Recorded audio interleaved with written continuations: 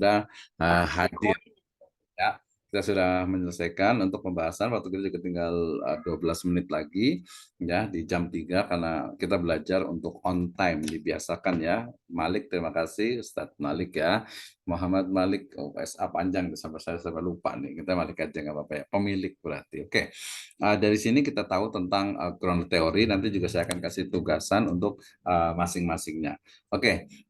Sebelum nanti ada yang mau bertanya, kita akan ini kan. Jadi untuk pertemuan depan, pertemuannya akan datang maksudnya, insya Allah setelah Lebaran nanti mohon konfirmasi lagi di grup gitu ya.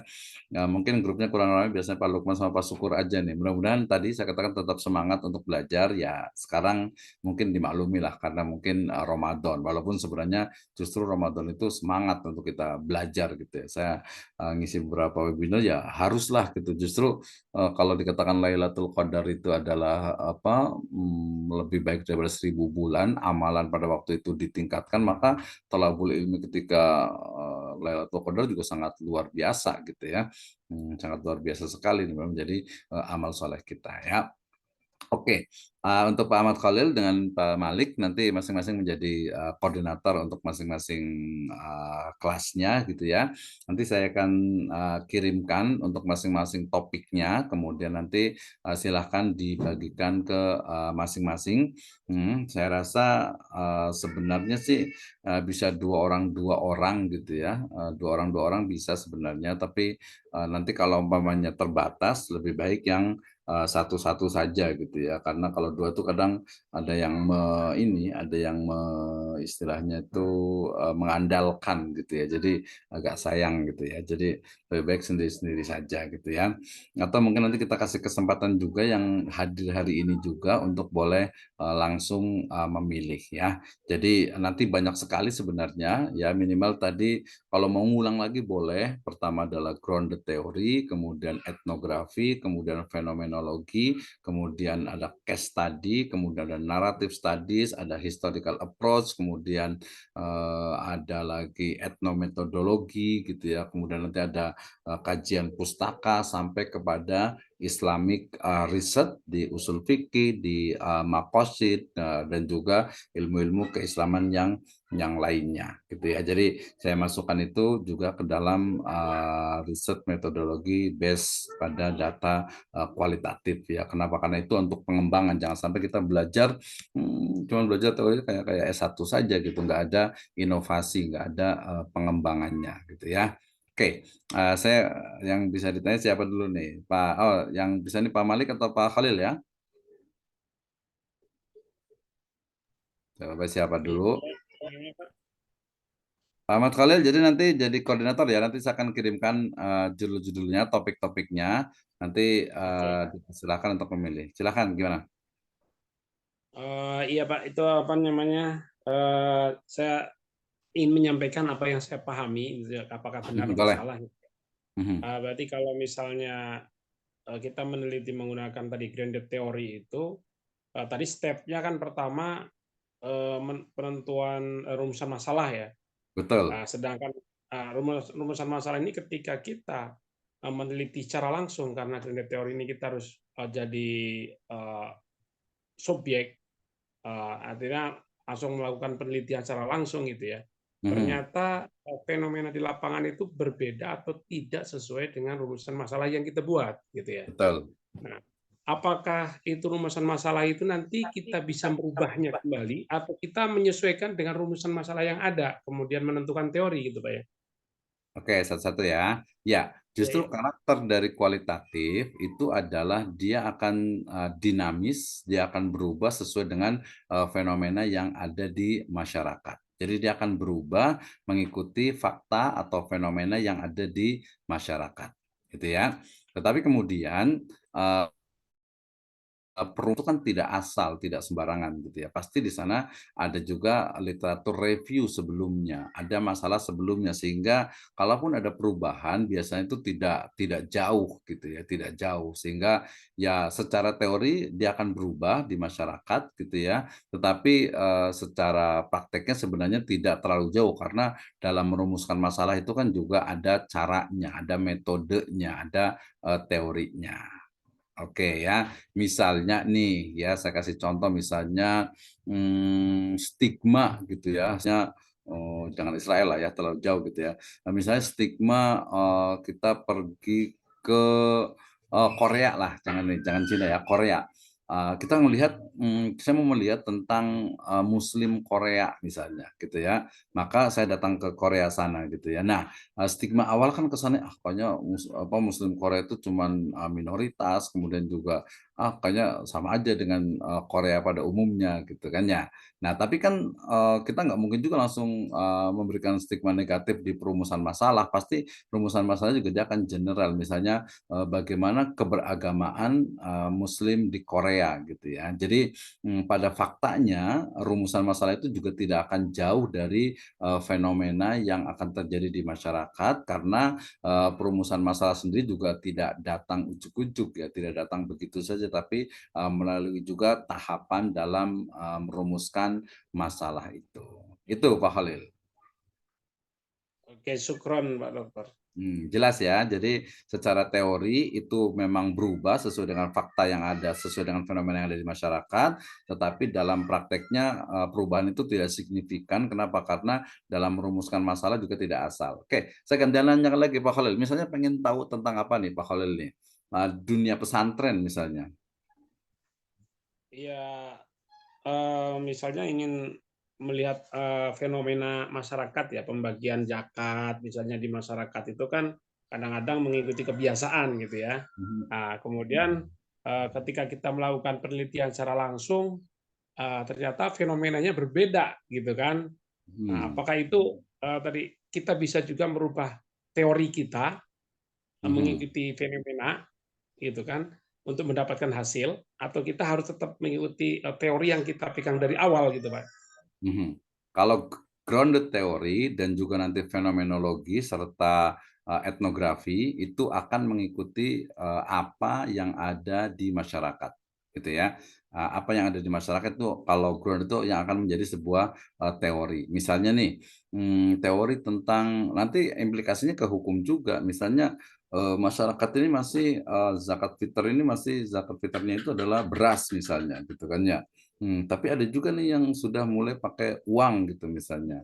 Nah, kita ngelihat fenomena itu, kenapa sih orang masih, mau pakai beras, kenapa yang ini malah, lebih senang uang gitu. Nah, lihat fenomena itu, kan kita udah tahu, oh di masyarakat juga ada begini, karena kan nanti ada literatur review-nya, ada penelitian sebelumnya yang kita baca gitu. Jadi, betul-betul nggak kosong sama sekali gitu ya, ada teori. Nah, ini makanya kita lebih ke arah, Straussian, grounded theory gitu ya. Karena kalau tadi yang klasik itu dia terlalu apa ya, apa istilahnya tuh bebas gitu. Jadi seolah-olah tuh belum pernah masuk ke mana-mana gitu ya. Mungkin bisa ketika kita mungkin masuk ke, masyarakat misalnya Muslim Papua misalnya gitu ya. Itu betul-betul mungkin kita nggak tahu gitu ya, walaupun kita bisa baca juga gitu.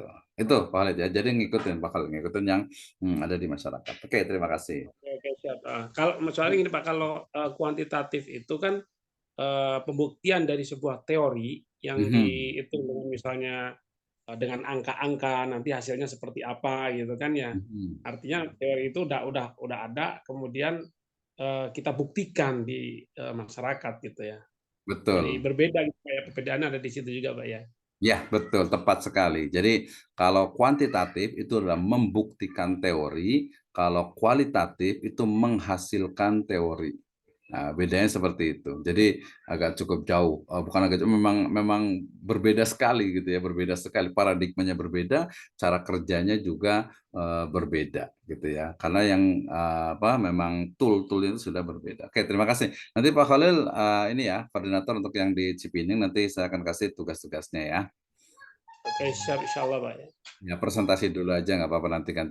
Atau nanti Pak Khalil kalau nanti Pak Khalil kita kasih privilege mau mau bahas tentang apa gitu ya. Tadi mau tentang yakin lagi grounded theory juga boleh gitu ya. Atau nanti tentang itu kan nanti saya akan urutkan, saya akan pilihkan. Siap, siap, siap. Siap ya, nanti yang datang sekarang kita kasih privilege lah harusnya. Oke, terima kasih Ustadz Khalil. Ke Pak Malik ada pertanyaan atau mungkin tadi jadi koordinator ya untuk kelasnya Pak Malik ya? Ya, Pak. Ya, siap ya. Jadi nanti saya akan kirimkan Allah. judul-judulnya, topik-topiknya, kemudian nanti termasuk sistematikanya, ya pakai PowerPoint dulu gitu ya, baru nanti dibahas. Mungkin kayaknya sih saya cenderung di kelasnya Pak Malik dengan kelasnya Pak Khalid itu ada yang sama gitu. Bahkan mungkin memang sama, tapi dibagi dua kelas yang berbeda. Nanti presentasinya itu bareng-bareng, walaupun dia nggak saling kenal karena nggak perlu ini ya, nggak perlu kerjasama. Jadi misalnya nih ya, Pak Malik bahas tentang grounded theory, tapi Pak Khalid juga bahas grounded theory, nggak apa-apa gitu ya. Nggak apa-apa karena kan kayaknya agak-agak terpisah juga gitu kan, nggak bareng-bareng. Jadi Cipining sendiri, apa yang Pak Malik juga sendiri juga gitu ya. Jadi kayak saya cenderung satu-satu aja gitu. Satu orang nanti saya pilihkan. Oke, terima kasih Pak Malik ya, siap ya. Yang Ya, berikutnya sama-sama. Pak Lukman, ada pertanyaan lagi masih on atau Pak Dian? Atau Pak Isnya ini yang baru masuk ini? Pak Nggak ada, Dian ada Sir, Bang. pertanyaan? Atau Kapan kalau telat Nggak ada, Sir. Nggak ada, Sir. nggak tadi ada sisa ya? masuk. Oke. Pak Lukman, ya nggak apa-apa. Artinya lebih baik telat daripada telat sekali. Nanti kan ada rekamannya ini ya. Oh, masih direkam juga nih. Pak Lukman ada pertanyaan? Atau mungkin kita kasih privilege, mau neliti tentang apa Pak Lukman nih? Bukan neliti, maksudnya mau bahas tentang apa nih di ini di apa di kualitatif ini. Kita nanti ada yang usul fikih juga. Jadi usul fikih ini juga nanti dari berbagai madhab gitu ya. Menurut saya tetap kekeh ini tetap harus dipelajari dan harus diketahui walaupun nanti prakteknya bukan di kampus tapi di rumah. Misalnya cara kerja dari usul fikih madhab Syafi'i misalnya gitu ya, atau mungkin Abu Hanifah misalnya, atau mungkin Hambali misalnya. Ya, nanti termasuk juga makosidnya dari masing-masingnya. Silakan Pak Lukman, mau ada komentar? Ya, sepertinya cukup. Iya, oke. Ya, nanti kan nanti kita kalau insya Allah pertemuannya akan datang kita kan offline, nanti kita bisa akan tanya satu-satu gitu lebih lebih enak gitu ya. Mungkin masih belum biasa banget gitu ya dengan online gitu ya. Padahal ya kalau menurut saya sih mau tidak mau kita harus berubah, harus mengikuti perkembangan zaman dalam artian teknologi gitu ya. Harus biasanya namanya kuliah baik online ataupun offline ya sama aja gitu ya. Walaupun ini virtual tapi faktanya ini adalah sebuah fakta bahwa ada memang di sana gitu dan mindset kita juga harus berubah juga bahwa kita sedang belajar nih gitu ya, sedang belajar dan seterusnya. Oke, itu dulu ya. Terima kasih banyak. Kasih ada 4 menit intinya adalah bahwa yang namanya metode penelitian kualitatif gitu ya dengan paradigma post-positivisme dia terus berkembang ya. Yang kita pelajari baru grounded theory itu sudah sejak tahun 1967 artinya sudah lama dan sekarang pun sudah banyak sekali mengalami perubahan, mengalami perkembangan termasuk juga post fenomenologi dan juga pengembangan dari post untuk grounded theory ini. Terbukti tadi dari grounded theory sudah ada 2, ada classical grounded theory dan satu lagi yaitu Straussian grounded theory yang terus berkembang. Nah, kita akan bawa juga teori dari grounded theory ini ke dalam Islam, di mana bagaimana pembahasan terkait dengan Islam, perspektifnya gitu ya, kemudian dengan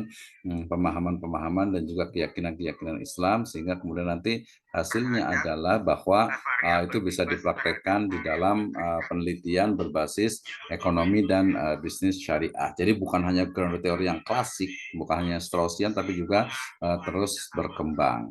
Ya, demikian. Insya Allah kita lanjutkan di pertemuan yang akan datang. Jazakumullahu khairan katsiran. Terima kasih atas waktu dan kehadirannya. Keep istiqomah, tetap belajar. Ya, keep talabul ilm karena dengan belajar kita insya Allah akan mendapatkan kemuliaan tidak hanya di dunia tapi juga di akhirat dan insya Allah Ta'ala ini menjadi amal jariah kita, menjadi amal baik kita terutama di bulan Ramadan yang penuh berkah ini dan akhirnya mudah-mudahan kita bersama bisa menyelesaikan Ramadan ini dengan penuh iman dan wahtisaban, ghufira lahu ma taqaddama min dhanbi dan juga bermakna happy fi Ramadan. Taqabbalallahu minna wa minkum. Kita tutup dengan hamdalah dan qabatul majlis. Alhamdulillahirabbil alamin. Subhanakallahumma wa bihamdika asyhadu an la ilaha illa anta astaghfiruka wa atubu ilaik. Assalamualaikum warahmatullahi wabarakatuh. Waalaikumsalam Waalaikumsalam warahmatullahi warahmatullahi Terima kasih wabarakatuh. Pak Lukman. Nanti boleh lihat di ininya ya, di rekamannya Isna ini ya. Siap Ustaz. Semangat, 1 menit kita bisa selesaikan. Lanjut Pak Lukman. Lewat dulu. Silahkan, terima kasih.